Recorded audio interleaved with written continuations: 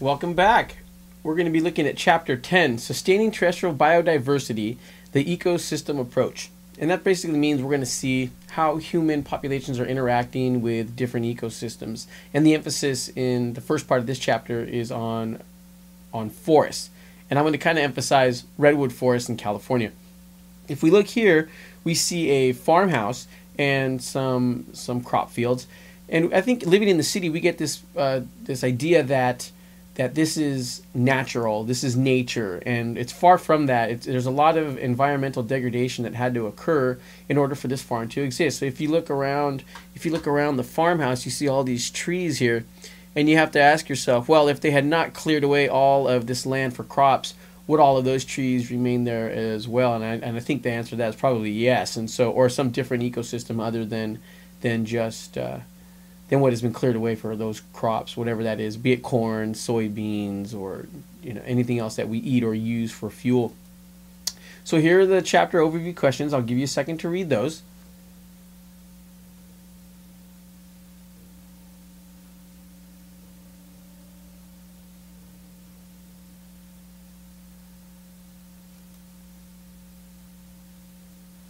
And if I'm going too quick, feel free to pause and give those a read.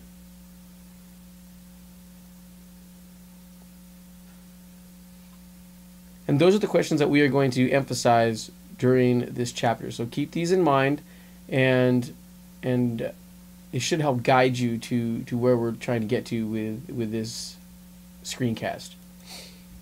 Okay, so in class we were talking about the effect of wolves on the ecosystem, or those higher order predators, not just wolves, and we were really looking at the reintroduction of the wolf to the Grand Canyon. But there's been in the past a plan to reintroduce wolves to Yellowstone, and there's a case study in the book that you could look at if you want to learn more about this. But you can see that the number of wolves has been decreased tremendously, just because of, I think, a lot of it's fear. People afraid of these organisms as a predator, or maybe they were attacking crops or things like that. But we've kind of found out that we definitely need them. They are a keystone species. And if you don't remember, a keystone species is a plant or animal that really plays a unique and very important, crucial role in the functioning and health of an ecosystem. And so once these wolves were reintroduced to Yellowstone, you had the reestablishment of vegetation and diversity increasing. And believe it or not, just these organisms being there to remove certain organisms allowed other organisms to flourish. And so, there definitely is a balance. And with these keystone species gone, that can be a big problem.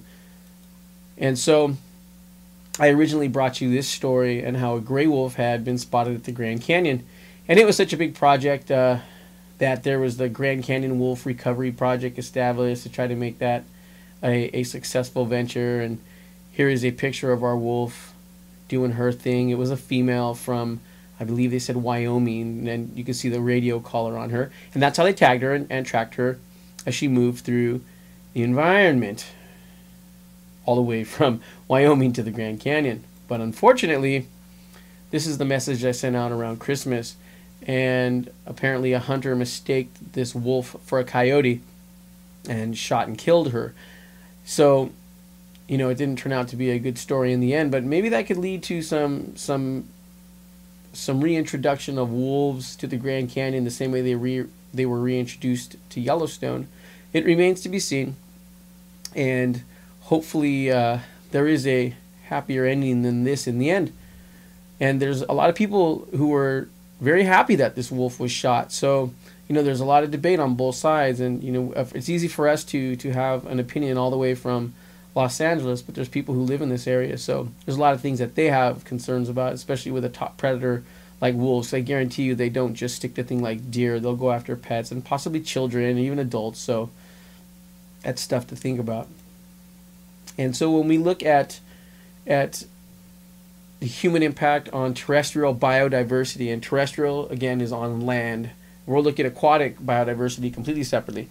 But when we look at human activities such as agriculture or industry and recreational activities such as dirt biking and off-roading and all kinds of other things, there is a direct effect that is going to take place on the ecosystem. And we can see this right off the bat. Pollution. Whether it's air or soil. There's also water and light pollution, and definitely sound pollution, which can affect birds and things like that. You're going to see the population numbers and species change. Energy cycles and nutrient cycles will be destroyed, and just the physical destruction of the ecosystem is also visible. Indirectly, though, we see other things that maybe we do not see right away, but the loss of biodiversity can have a severe impact on the balance of an ecosystem. And so that loss of biodiversity will maybe become more apparent later as we start to see this imbalance, and maybe we see an increase in pests or a decrease in pollinators or things along those lines. And also something that a lot of people weren't expecting that came from this is climate change. In the past it was called global warming, but we know that it's not going to be a planetary warming. In some places you'll see a decrease in temperature and just a change in the overall parameters and the abiotic factors, maybe in the amount of water, the amount of light or heat or things like that. So anyway, the new term is climate change, and so we are definitely seeing some climate change that we didn't expect, and just because of the removal of or the introduction of pollutants from all this human activity. So there is a natural capital degradation that's going to occur. And so when we look at these human activities, here's a visual graph of what we were talking about.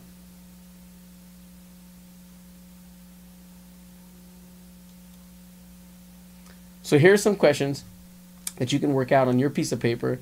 And why don't you press pause at this point, and it'll allow you to work this out. Okay, let's now look at the instrumental values of biodiversity, and that's a term that's introduced by the book Instrumental Value, and it is describing the economic and environmental values for biodiversity. And when we talk about economic values, we can think of those things such as jobs and resources for production or for building homes, things like that. There's medicinal value that might exist within this biodiversity. And when we look at the environmental reasons, they allow for the ecosystems to adapt to things like disasters, fires, floods, tornadoes, typhoons, hurricanes, things like that. And they also allow for things such as pest control. I know here in California we've had a big problem with pests because a lot of things have been introduced here. But I can think of off the top of my head, one year there was a boom of whitefly, and everywhere you went there were thousands and thousands of whiteflies. And then we had a problem with Mediterranean fruit fly attacking crops. And there have been other things, booms of mosquitoes, things like that. And with the diseases that are being spread around, most notably like West Nile. West Nile has been found in Cudahy. And so, these things are important to all of us, and we definitely need to keep in mind that biodiversity is going to help us overcome these obstacles. And so there's the use value of biodiversity, and that just means how we're going to use it. Actually get it in our hands or in industry and do something with it. And there's economic and ecological services that biodiversity provides. There's non-use value, and this is for things like aesthetics, things that we can go out and observe nature, and we get, and that's valuable to us. I think it's good for us to pass on to generations. I've seen how it changes us to go into nature and experience that. So it's nice that we have biodiversity around. Even here in Los Angeles, we think there's not much, but we can escape. We get to Griffith Park, or we can go up to the Angeles Forest and even down to the ocean and get out of the city, and it changes us, it calms us. So there's definitely a non-use value. And here are some questions you can look at. They should be answerable to you. I'll let you pause at this point, and you can give these a shot.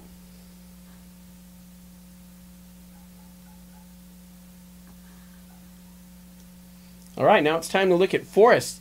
And if you take a look at this man, he's standing in the middle of a redwood forest in Northern California, and you can see the size of those trees in comparison to him. We definitely do not have trees of this magnitude here in Los Angeles. Actually, I take it back. There are some rare redwoods that are growing here and there that people have planted, but I don't know if they have reached the size of these trees here.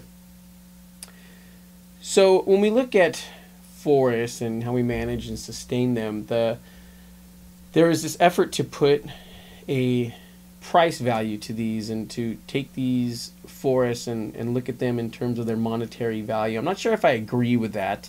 I don't know how you can put a monetary value to these, simply because once they're gone, they're not coming back. And no matter how much money you have. So that's a controversial thing to do. But regardless, these are the things that they put value to. There's some ecological value. And we know that forests and plant life reduce soil erosion. So in particular, after a forest fire, when all of the plant life has been removed and it rains thereafter, you're going to see a big concern for flooding and flash floods and just the runoff to destroy homes and things. That's because the plant life, and in particular the forests, help reduce erosion and runoff.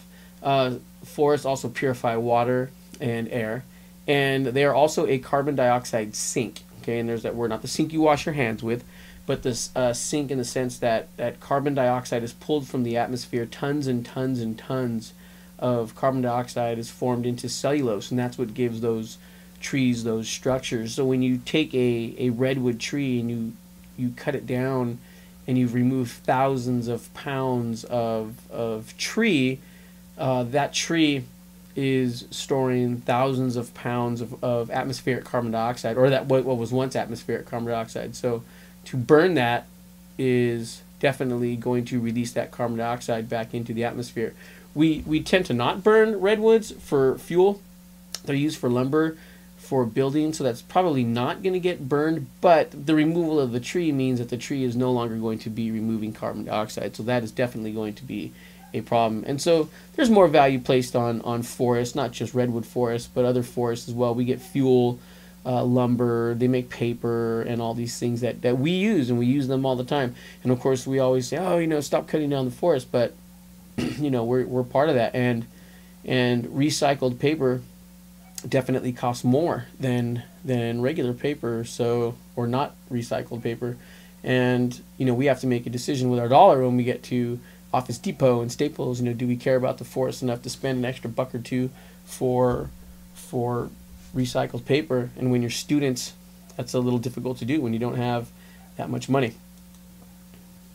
So when we talk about forests, they cover a very large amount of the land on the earth. The book estimates at 30%, and it excludes two areas: Greenland and Antarctica. Whoops, I didn't close my parentheses. Anyway, here's two guys, and this is not Antarctica. This is actually Greenland, and you can see that it is far from green. So all of this ice here is definitely going to not be tree cover. So yeah, 30% of the land excluding Greenland and Antarctica. Okay, so there's different types of forests, especially here in California when we look at redwoods. And there's what is called old growth forest. And this is the forest that has not been disturbed tremendously by human activity. In California, it is almost all gone. There's very little old growth left. And there's a lot of activity by environmental groups to protect it. And it's been a very heated debate, some of it sometimes violent. But there is a great effort to protect these redwood trees. And so 22% of the world's forest is still old growth, but I mean that's not very many trees left, not of that old trees. And when we look at trees in the redwoods, they're thousands of years old, and we're talking if these are the trees that were around at the time that they say Jesus was on the planet, so these trees are older than that. So when we say old, we definitely mean old. And then there's what's called second growth forest, and this is trees that have come up after trees have been removed. And so we've planted some trees, and we've seen this grow in our lifetime. Here's a sad little picture. You got a little tractor, little truck knocking down trees. That's sad. But this second growth forest comes back up. It comes back up quickly and can sustain different species really quickly. A bird will be quite happy in a 20-foot tree or a 50-foot tree as better than no tree if it can't get into a 100-foot tree. So I'm sure second growth forest is definitely important. And here's that graph a little bit bigger. And it's interesting because when they remove trees for logging, sometimes they remove the weak trees, and so maybe that could benefit the forest in some sense, but it's hard to say. But you can see the cycle that occurs here. Here's these trees that have been cut down and then planted, and it just goes around and around and around. So here's some questions for you to answer on your paper. I'll give you some time to do that. You might want to press pause.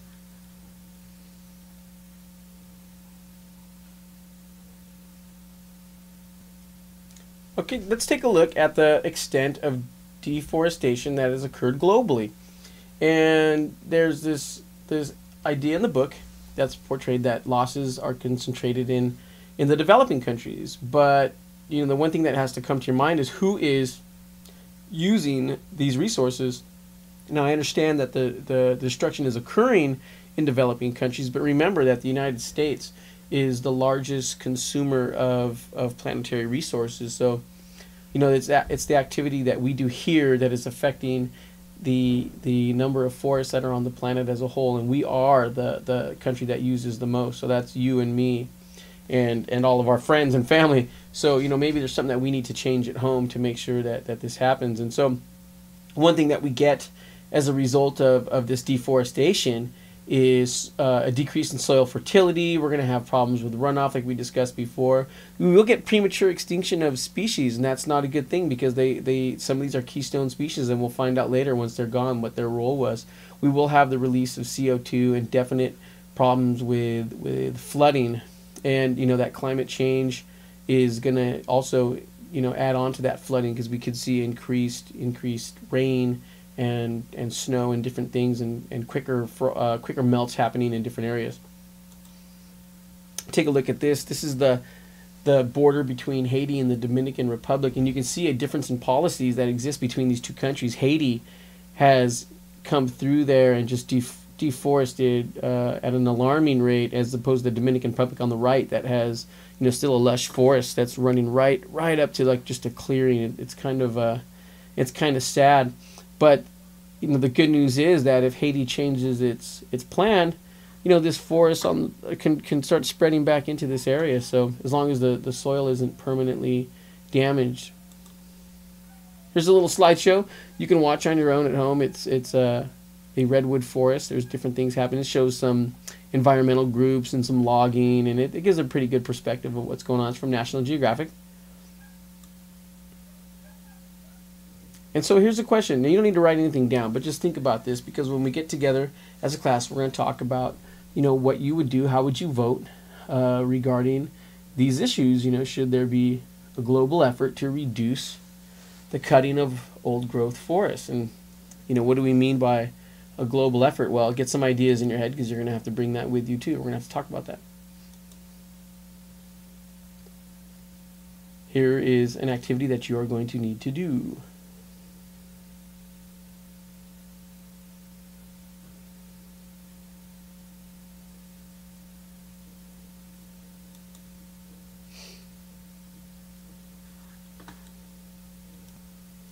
All right, let's take a look at how the harvesting of trees can actually affect the environment. Obviously, we know harvesting trees is a problem just because of cutting down the trees, but there's more to it than that. It's not as simple as just, we cut down trees and all the organisms die. No, the building of the roads that goes in, it can also cause a problem. It can create it can cause what's called fragmentation, and that will break the environment into different ecosystem fragments. And what's going to end up happening, or what could end up happening, is you're left with small populations that are isolated from each other, and that's going to increase the possibility of inbreeding.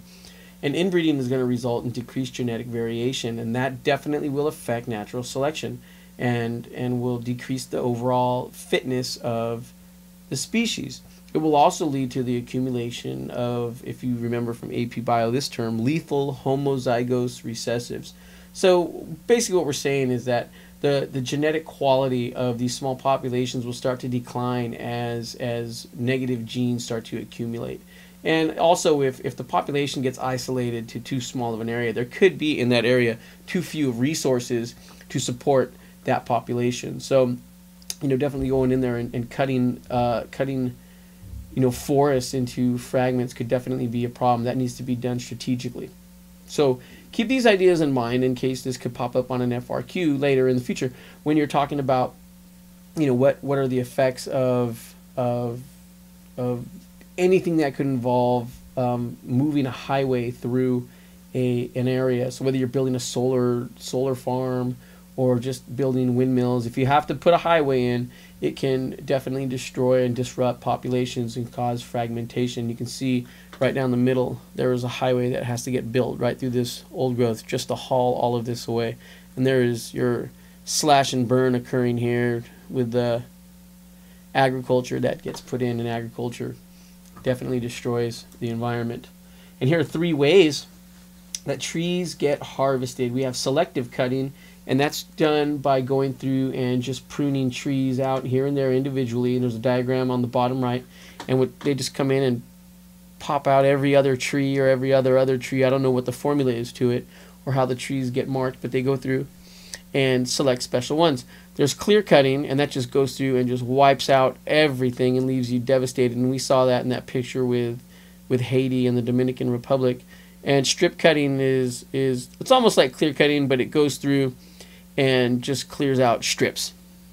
And so you can see what the construction has done here with a dirt road that gets put in, and it's allowed to grow back in strips. And so, there's the idea that this might be actually better for the environment. And, I'm not sure which one is well, I'm pretty sure clear cutting is the worst. But, selective cutting and strip cutting, they all have their pros and cons, and you have to decide which is the best, and governmental policy is what dictates that. So here are the advantages and disadvantages of clear cutting. Now take a look. I showed you the Dominican Republic and Haiti before. This is in the state of Washington, up north here in the northwest portion of the United States. So look at this tropical, or not tropical, but lush forest, and just like a straight line cut into it. It's pretty sad. So I'll give you a second to take a look at this slide. Whoops, I'm sorry. You can take a look at the advantages and disadvantages of clear cutting forests. I'll give you a second there.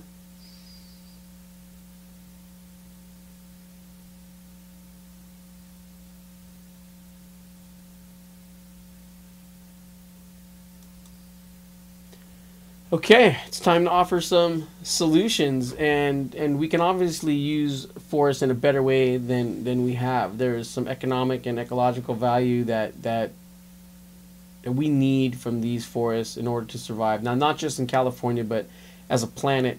And if we take these trees out faster than we can replenish them, there's definitely going to be a problem. And if we remove all of that old growth, it's going to affect the species that depend on this forest for their survival. So we definitely don't want to see species go extinct, but that's exactly what has happened, and that will happen in the future if we don't change what we do. When we look at our solutions here for sustainable forestry, we can select through there and find things that really work, and some better than others. So take a look at that list, and we'll pay a special emphasis on stopping clear cutting on steep slopes. That could be a problem because it definitely just moves all of the soil away with runoff. And we could reduce road building. We could rotate the way we harvest trees better. We can plant trees in different places specifically for this. And there's a lot of things we can do. Just look through that list.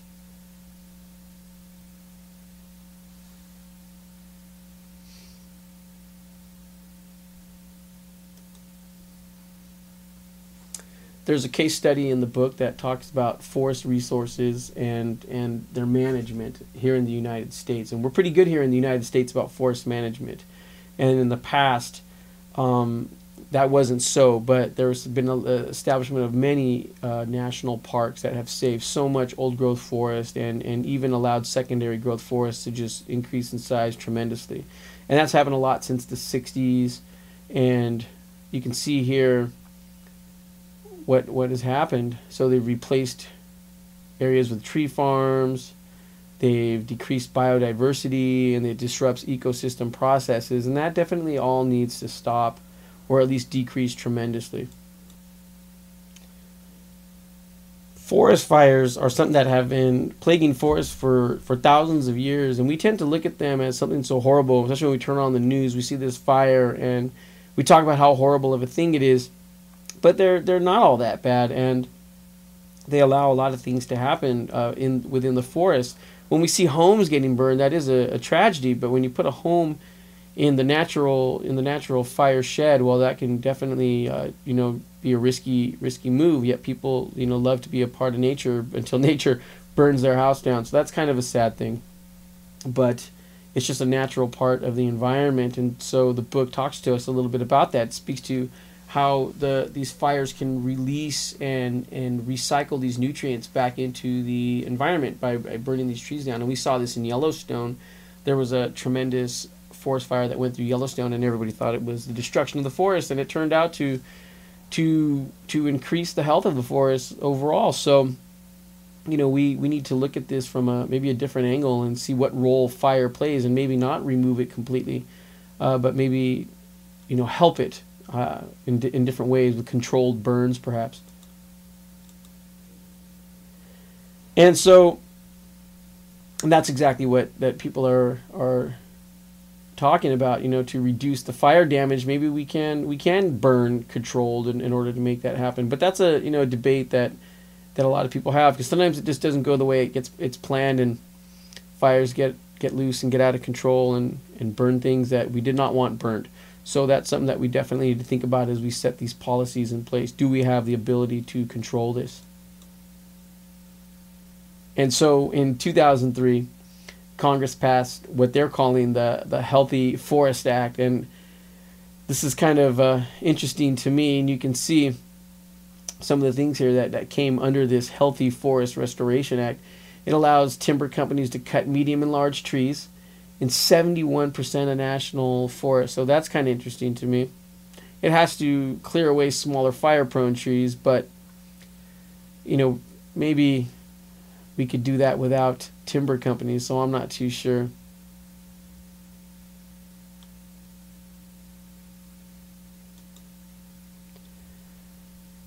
So we are going to talk about this in class. How would you vote to repeal or modify the Healthy Forest Restoration Act? And we'll talk about that in class. So read through that and make sure you have an understanding of what that's all about. And we can talk about the controversy that has come about from this idea of logging inside the national forest. There's definitely advantages and disadvantages, and obviously we could think of the disadvantages right off the bat. With the environmental destruction, there's obviously not enough national park to provide the timber that we need as a country. It will affect just the aesthetic value, the non-use value that people have when they go to a national forest and they want to see nature, not cut down trees.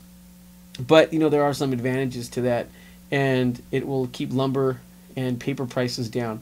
And as much as we don't think that's important, it will be later. When you want to build or buy a home or something along those lines, and you find out that paper or you're not going to build a house out of paper, but lumber is expensive. It gets to be quite daunting. Also, it provides jobs and promotes economic growth. So that's something to think about. Is that important? Jobs and economic growth. It's very short term, but very necessary. And so here's an option as a solution.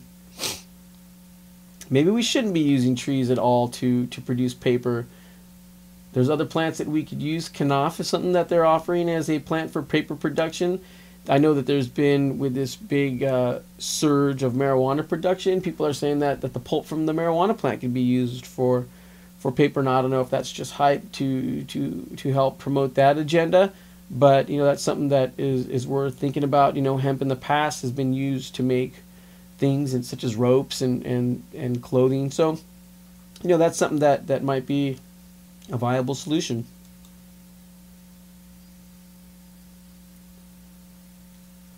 So let's take a look at our trees here from the United States in a global economy. So we have, timber being produced in different parts of the world, and that's decreased the timber production in the United States. Okay, well, so we're seeing this decrease in destruction of forests in the United States, but that does not necessarily mean that same amount of destruction is not occurring somewhere else. So one way or another, there's going to be destruction, and that needs to be managed. So I'm not sure that just shipping the problem overseas is the way to do it, but that's something that we have done, move the production elsewhere. And that is the end of part 1 for this chapter. And what you see here is a picture of the little boy from The Giving Tree, and there's a link there to the YouTube story if you want to go watch that story, the Giving Tree. There's a big debate. I can't stand that story. I hate the premise. There's this kid, and he just keeps taking from this tree and taking from this tree, and at the end there's this stump, and the boy just keeps taking and taking and taking. And so that's my take on The Giving Tree, and there's a lot of others, and you can go online and find the big debate that exists over The Giving Tree. All right, thank you very much, and I will see you on Tuesday.